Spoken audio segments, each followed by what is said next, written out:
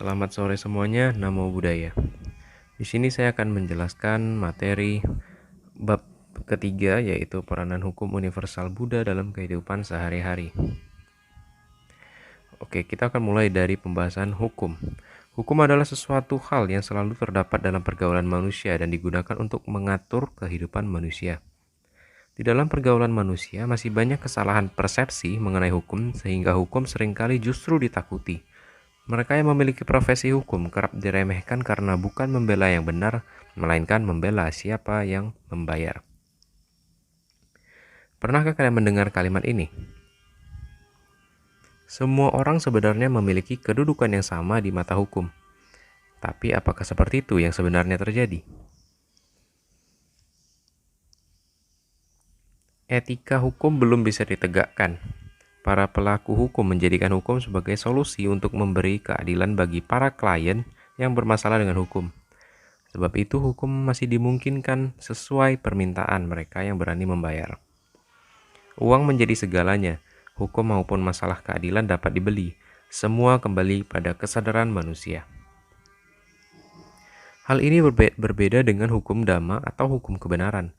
Hukum dhamma dan hukum kebenaran berlaku secara adil, tidak peduli siapa yang menjalaninya, baik laki-laki maupun perempuan, kaya atau miskin. Oke, kita masuk ke pembahasan yang B, menelusur konsep dan urgensi hukum universal Buddha dalam kehidupan sehari-hari. Yang pertama, hukumnya yaitu hukum dhamma atau hukum kebenaran. Hukum dharma ini hukum yang berlaku secara universal, tidak mengenal diskriminasi, berlaku bagi siapapun, dimanapun, dan kapanpun. Hukum kebenaran merupakan hukum sebab akibat. Sang Buddha mengajarkan bahwa di dalam kehidupan manusia terdapat hukum yang tidak dibuat oleh manusia. Hukum itu disebut hukum alam, yang bersifat universal dan selalu bekerja. Dan di sini ada 5 contoh dari hukum-hukumnya. Yang pertama Cattari Arya Sacani, yang kedua Tilakana, ketiga hukum karma, keempat Punarbawa, dan yang kelima Paticca Samuppada. Oke, kita masuk ke yang kedua. Kesunyataan dan kenyataan. Kesunyataan disebut paramata saja, sedangkan kenyataan disebut sebagai samuti saja. Oke, akan kita bahas satu persatu. Yang pertama paramata saja, yaitu kebenaran mutlak harus memenuhi syarat-syarat atau pasti benar dan tidak terikat oleh waktu dan tempat. Samuti saja yaitu kebenaran relatif, yang berarti bahwa sesuatu itu benar tetapi masih terikat waktu dan tempat. Bisa jadi sekarang benar tetapi di masa yang akan datang menjadi tidak benar. Yang ketiga yaitu ehipassiko. Ehipassiko ini berarti datang dan alamilah sendiri. Umat Buddha tidak diminta untuk percaya saja, tetapi justru mengalami sendiri segala sesuatu. Yang C, menanyakan alasan mengapa diperlukan dan harus dipahami hukum universal Buddha dalam kehidupan sehari-hari. Hukum universal selalu bekerja dengan sendirinya, terlepas dari tahu atau tidak tahu, suka atau tidak suka. Agama berperan sebagai perumus dan penegak hukum yang adil. Sarana kebahagiaan juga membuat aturan-aturan yang mengondisikan batin manusia menjadi manusia yang bermoral. Masuk ke pembahasan yang D, yaitu menggali sumber historis, sosiologis, politik, dan filosofis tentang hukum universal Buddha dalam kehidupan sehari-hari. Agama Buddha yang dikenal sebagai Buddha Dharma bersumber dari kesunyataan yang diungkapkan oleh Sang Buddha Gautama lebih dari 2546 tahun yang lalu, yang menguraikan hakikat kehidupan yang berdasarkan pandangan terang. Oleh sebab itu, agama ini dapat membebaskan manusia dari ketidaktahuan atau awija dan penderitaan atau duka. Oke, kita masuk ke hukum yang pertama, yaitu hukum Cattari Arya Sacani atau 4 kesunyataan mulia. Hukum Cattari Arya Sacani ini dapat dijabarkan menjadi 4, yaitu kebenaran mulia tentang duka, kebenaran mulia tentang sebab duka, kebenaran mulia tentang terhentinya duka, dan terakhir kebenaran mulia tentang jalan menuju terhentinya duka. Oke, kita mulai dari yang pertama, kebenaran mulia tentang duka. Duka di sini dapat dibagi menjadi 3, yaitu duka-duka, wiparinama duka, dan sankara duka. Untuk penjelasannya bisa kalian pause. Yang kedua, kebenaran mulia tentang sebab duka. Sumber duka adalah tanha, yaitu nafsu keinginan yang tidak ada habis-habisnya. Ada 3 macam tanha, yaitu kama tanha, bawa tanha, dan wiba tanha. Untuk penjelasan, silakan di pause. Kebenaran mulia tentang terhentinya duka. Kita akan berada dalam keadaan yang sangat seimbang karena terbebas dari semua penderitaan badan maupun batin jika sudah menyingkirkan tanha. Keadaan ini disebut nibbana. Nah, nibbana ini pun dibagi lagi menjadi dua jenis, yaitu saupadisesa nibbana dan anupadisesa nibbana. Untuk penjelasan silakan di pause.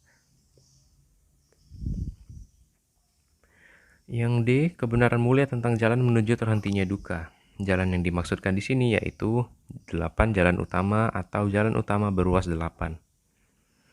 Nah, 8 jalan utama itu dibagi lagi menjadi pandangan dan atau pengertian benar, pikiran benar, ucapan benar, perbuatan benar, penghidupan benar atau mata pencarian benar, daya upaya benar, perhatian benar, dan konsentrasi benar.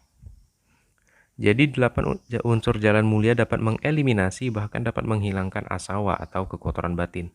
Dari yang keras dan dapat dengan mudah dilihat atau didengar, atau yang disebut kilasa, yang halus dan agak sukar diketahui, atau yang disebut niwarana, hingga yang sangat halus dan sukar sekali diketahuinya, atau yang disebut anusaya. Yang kedua, hukum tilakana atau 3 corak umum. Yang pertama yaitu sabe sankara anicca. Yang kedua, sabe sankara duka. Yang ketiga, sabe sankara anatta. Untuk penjelasan silakan di pause. Hukum yang ketiga yaitu hukum paticca samuppada atau yang disebut dengan hukum sebab musabab. Nah, prinsip dari hukum paticca samuppada ini diberikan dalam 4 formula pendek, yaitu imasming sati idang hoti dengan arti dengan adanya ini maka terjadilah itu. Yang kedua, imasu pada idang upajati, dengan timbulnya ini maka timbullah itu. Imasming asati idang nahoti, dengan tidak adanya ini maka tidak adalah itu. Imasming niroda idang nirujati, yaitu dengan terhentinya ini maka terhentilah juga itu. Berdasarkan prinsip saling menjadikan, saling bergantungan, dan relativitas, maka seluruh kelangsungan hidup, kelanjutan hidup, dan berhentinya hidup dapat diterangkan dalam formula 12 Nibbana.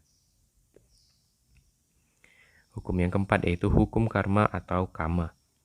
Karma atau kama berarti perbuatan. Apa yang telah lampau sebenarnya adalah dasar hidup yang sekarang ini dan ke depannya. Oleh sebab itu, kita harus sangat hati-hati dengan perbuatan kita untuk senantiasa berbuat baik. Dalam kitab Samyutta Nikaya 1 halaman 227 Sang Buddha bersabda, sesuai dengan benih yang telah ditaburkan, begitulah buah yang akan dipetiknya. Pembuat kebaikan akan mendapat kebaikan, pembuat kejahatan akan memetik kejahatan pula. Taburlah olehmu biji-biji benih dan engkau pula lah yang akan merasakan buah-buah daripadanya. Oke, di sini saya masukkan pembagian-pembagian karma. Bisa dilihat karma menurut salurannya, menurut sifatnya, menurut waktu berbuahnya, berdasarkan fungsinya, dan berdasarkan kekuatannya. Silakan di pause untuk melihat satu persatu. Oke, di sini ada 10 jenis karma baik. Yang pertama yaitu gemar berdana dan bermurah hati, hidup bersusila, bermeditasi, berendah hati dan hormat, berbakti, cenderung untuk membagi kebahagiaan pada orang lain, bersimpati, sering mendengarkan dhamma, menyebarkan dhamma, dan meluruskan pandangan orang lain. 10 jenis karma buruk yaitu membunuh makhluk hidup, mencuri, berbuat asusila, berdusta, bergunjing, berkata kasar dan kotor, omong kosong, keserakahan, dendam atau berniat jahat, pandangan salah. Oke, sekarang kita akan membahas tentang tumimba lahir atau yang disebut punarbawa. Tumimba lahir ini adalah proses penerusan dari nama dan rupa. Ketika seseorang akan meninggal dunia, kesadaran ajal atau cuti cita mendekati kepadaman lalu didorong oleh kekuatan kama. Kesadaran ajal padam dan langsung mengondisikan kesadaran penerusan atau disebut patisandi winana untuk timbul pada salah satu dari 31 alam kehidupan sesuai dengan karmanya. Menurut Mahatan Hasan Kaya Sutta, untuk dapat terjadinya kelahiran ada 3 kondisi yang harus dipenuhi agar memungkinkan munculnya makhluk hidup baru. Yaitu yang pertama adanya rahim ibu, seorang ibu yang subur. Yang kedua adanya hubungan suami istri. Yang ketiga adanya gandaba atau yang disebut istilah datang dari tempat lain. Perbedaan dengan reinkarnasi. Tumimba lahir bukan berarti pemindahan atau penjelmaan, atau yang disebut reinkarnasi. Dalam agama Buddha tidak dikenal adanya pemindahan atau penjelmaan dari jiwa atau roh seseorang setelah meninggal dunia. Yang terjadi adalah penerusan proses yang disebut tumimba lahir. Cara-cara tumimba lahir yaitu lahir dari telur atau yang disebut andaya yoni, misalnya burung, ayam, bebek, dan lain-lain. Yang kedua lahir dari kelembapan atau yang disebut Sansedaja yoni, misalnya nyamuk dan beberapa serangga lain, serta ikan. Yang ketiga lahir secara spontan atau Oppapatika yoni, misalnya dewa, Brahma, makhluk neraka, dan beberapa peta. Oke, kita akan membahas tentang kematian atau marana. Kematian berarti padam yang dapat ditinjau dari 3 makna berikut. Yang pertama, makna kanika marana, kepadaman nama dan rupa menurut bagian upada, titi, dan banga.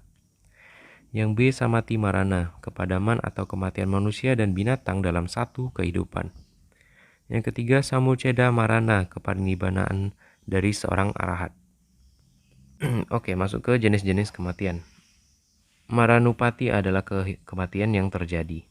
Ada 4 macam kematian sehingga disebut catuka marana, yaitu yang pertama, ayukaya marana. Kematian ini disebabkan oleh usia. Untuk penganalogiannya bagaikan api pelita yang padam karena sumbunya habis. Yang kedua, kamakaya marana. Ini adalah kematian yang disebabkan oleh habisnya karma, atau karma yang dimaksud yaitu janaka kama dan upatambaka kama. Analoginya yaitu bagaikan api pelita yang padam karena minyaknya habis. Yang ketiga, ubaya kaya marana, yaitu kematian yang disebabkan oleh habisnya usia dan kama, bagaikan api pelita yang padam karena sumbu dan minyaknya habis. Yang keempat, upacedaka, kematian yang disebabkan oleh gangguan lain, seperti usia dan kamanya belum habis. Analoginya yaitu bagaikan api pelita yang padam karena hembusan angin, namun sumbu dan minyaknya masih ada. Oke, di sini dari 4 jenis kematian tadi dapat dibagi menjadi 2 lagi, yaitu kala marana, yaitu sudah waktunya, dan akala marana, yaitu belum waktunya. Sekian presentasi dari saya. Mohon maaf bila ada kesalahan kata. Jika ada pertanyaan, saran, dan juga kritik, silakan diberikan pada kolom komentar. Sekian presentasi dari saya, terima kasih.